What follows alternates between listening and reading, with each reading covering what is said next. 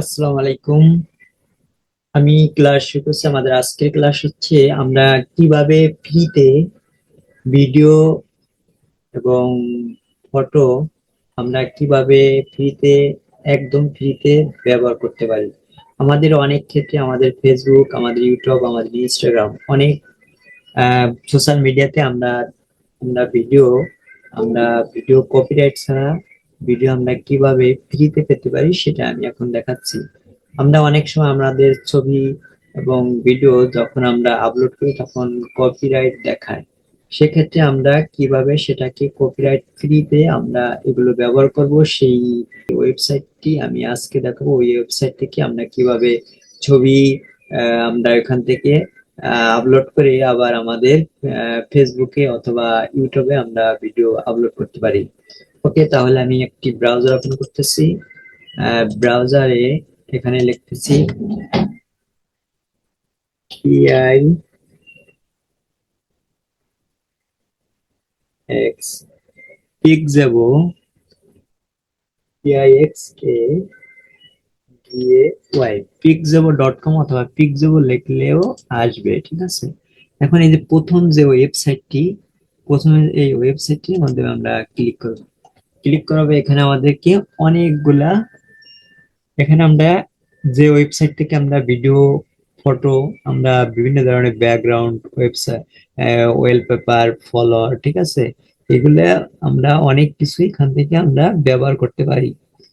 আমরা video video দিতে পারি, ঠিক আছে। মিউজিক, এখানে কপিরাইট ফ্রি ফ্রি মিউজিক আছে। এখান থেকে আমরা এই মিউজিক গুলাও আমরা এখান অনেক কপিরাইট ফ্রি মিউজিক আছে, যেমন এই যে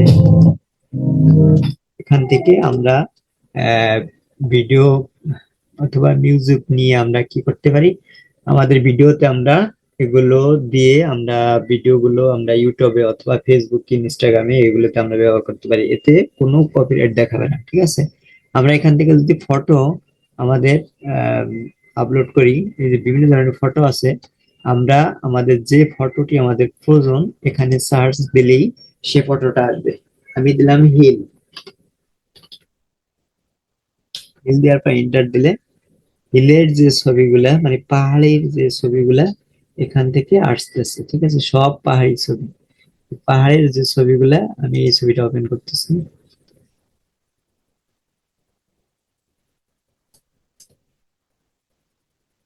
এখন এই ছবিটা ডাউনলোড করার সিস্টেম আছে। আচ্ছা, এটাকে আমি বাদ দিয়ে দিতেছি, অন্য একটা দেখাইতেছি। এই যে একটা ছবি, এখন এই যে একটা ছবি আমরা আমরা পাহাড়ের যে ছবিগুলা, সেই ছবি, যে পাহাড়ের ছবি, এই যে নিচে আছে ডান পাশে এই যে আছে ডাউনলোড। ডাউনলোডে এখানে কোন ফাইলে আমরা ডাউনলোড করতে চাই, জেপিইজি তে, জেপিইজি ফাইলে আমরা আমরা এইটাকে যদি রাখি, যত বেশি করব তত রেগুলেশনটা একটু বেশি হবে, ঠিক আছে। এখন ডাউনলোড করলে এখানে ডাউনলোড দিলেই ডাউনলোড চলে আসবে, ঠিক আছে। ডাউনলোড শুরু হয়ে গেছে, ডাউনলোড শেষ হয়ে গেছে। এখন আমি যদি দেখি আমাদের ছবিটা ডাউনলোড হয়েছে কিনা, আমি এখান থেকে এই যে আমাদের যে ছবিটা আমি এখান থেকে নিয়েছিলাম সেই ছবিটা এই যে ডাউনলোড হয়ে গেছে। ওকে, এখন আমাদের ভিডিও, আমরা যদি এখান থেকে ভিডিও নিতে চাই, তাহলে যে ভিডিও আছে, এদিকে ভেক্টর আছে, মিউজিক আছে, সাউন্ড ইফেক্ট আছে। সাউন্ড ইফেক্টের মধ্যে অনেকগুলো সাউন্ড ইফেক্ট আছে এখানে। এই যে সাউন্ড ইফেক্ট আছে, যে সাউন্ডটা আমাদের এখানে দরকার সেই সাউন্ডটা এখানে লেখে, যদি আমাদের স্যাড, দুঃখজনক কোনো সাউন্ড আমাদের প্রয়োজন হয়, তাহলে আমরা এসে ডি স্যাড, স্যাড লেখে স্যাড সাউন্ড, স্যাড সং, এই যে দুঃখজনক আমাদের যে সাউন্ড গুলা সেটা এখান থেকে দেখাচ্ছে, ঠিক আছে। আমি যে আমাদের যা দরকার সবই এখানে আছে।